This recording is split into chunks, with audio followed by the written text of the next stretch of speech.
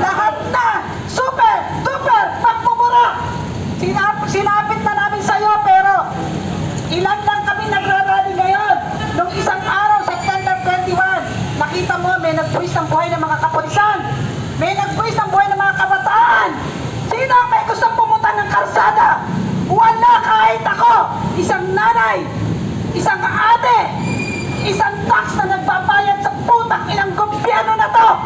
Maraming namamatay. Ano? Pag namatay ang Apo mo, Marcos, saka ka palang kikilos. Maawa kayo. Maawa ka sa mga kapulisan na nagpapantay sa mga rally na nagbubuwis ng buhay. Hindi namin gusto magpunta sa kalsada. Maraming salamat sa iyo, sabi ko. Ipagdadasal ka ng sambayan ng Pilipino. Alam ko, sa mga oras na to na nagsalita ka, hinahanap ka na ng Interpol. Samantalang ang mga nagkurat, tunay na nagkukurat sa gobyernong ito, hindi pinapahanap. Nandito lamang sa Pilipinas. Magmula ngayon, mag-noise berais na tayo para sa ating karapatan. Ninanakaw ang ating karapatan. Ninanakaw ang ating pagkatao. Correct. Ano pa? Ano pa, Marcos? May nagpakamatay na sa DPWS. Ikaw sa Malacanang, wala pa magpapakamatay. Ikaw ang ugat ng lahat ng ito. Putang ina talaga. Talagang putang ina. Araw-araw minumura ka ng taong bayan. Mapamidya. Ako, kahit na nagtitinda ng balot, kahit na mga driver, lahat minumura ka. Ewan ko kung bakit wala kang pinapakulong sa mga taong magnanakaw. Siguro, ang kasagutan dyan ay ikaw ang magpakulong sa sarili mo. Mga sambayan ng Pilipino, alam ko, kayo ay nanonood lamang sa media, sa mga vlogger. Kayo ay nanonood lamang. Pero ngayon, lumabas na kayo para ipaglaban natin ang ating karapatan. Karapatan na ninakaw ng gobyernong ito. Wala man lang ginawa ito. Utang ng blood control yan. Dati nung nagrarally kami, pinag-uusapan, BICAM, Polycare, PhilHealth, SSS, walang nangyari. Kaya mapapaputang ina ka talaga. Ngayon, blood control, namatay na mga tao. Mga sasakyan, naglubugan, naglutangan. Kailan ka bababa, Marcos? Marcos, magkaroon ka ng utang na loob sa mga taong bayan. Wala nang ibang kasagutan sa nangyayari ngayon kundi mag-resign ka. Huwag mo nang ipahanap si Sadico.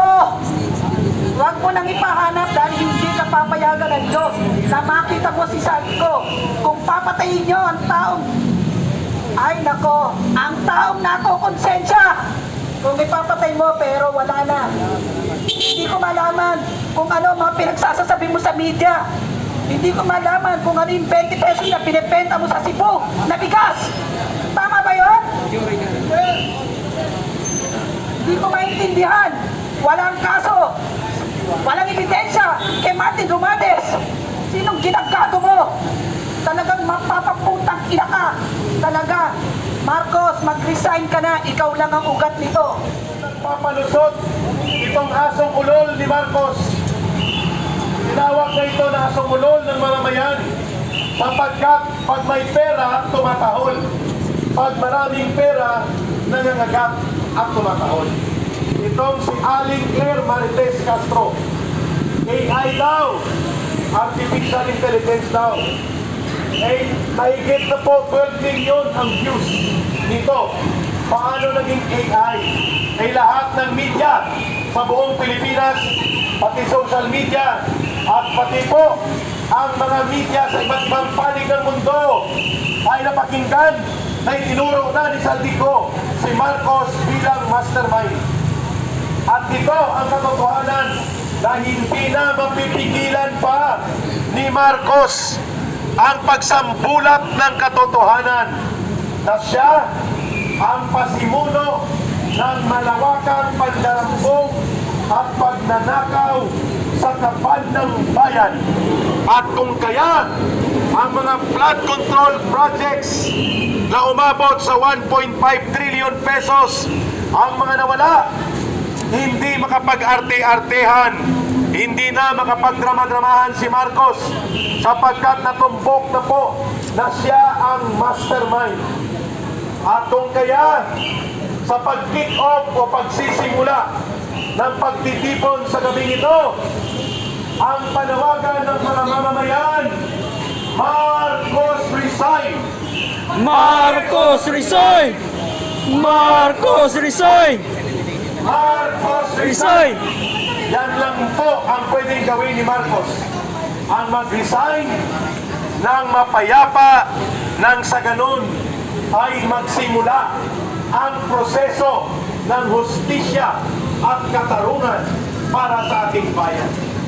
Walang hustisya at katarungan na magaganap kung patuloy na ang nagahari ay ang magnanakaw at kriminal na siyang pasimuno sa pagkalugmok ng buong bayan at pagdaustos ng buhay ng mga mamamayan at pagkapang ng buong bayan. At ito na yata ang pinakamalala na kasaysayan ng pagnanakaw ng gobyerno sa sariling bayan, sa sariling mamamayan. Nakakahiya at hinayupa sa pagka-iskandaloso ang ginagawa ngayon ni Marcos na pagnanakaw na ito at nag-arte-artihan pa ang kulukoy. Ang sabi niya, may makukulong daw sa darating na Christmas. Aba, Siya na yun. naging propeta si Marcos kasi ang makukulong siya pala yun. Marcos, ikulong, patulan, parusahan. Yan ang panawagan ng taong bayan. At may isa na namang boses na pakinggan natin dahil tayo po ang nagbibigay ng signal ngayon, panawagang sigaw ng mamamayan na lalayas na sa poder si Marcos Jr. Sir, ikaw naman muna dito kahit naising pananalita upang tayo ay umabot hanggang bukas alas 6 ng umaga. Vigil. Ito po ang tinatawag na fighting pilit. Kung may fighting spirit, may fighting pilit din po.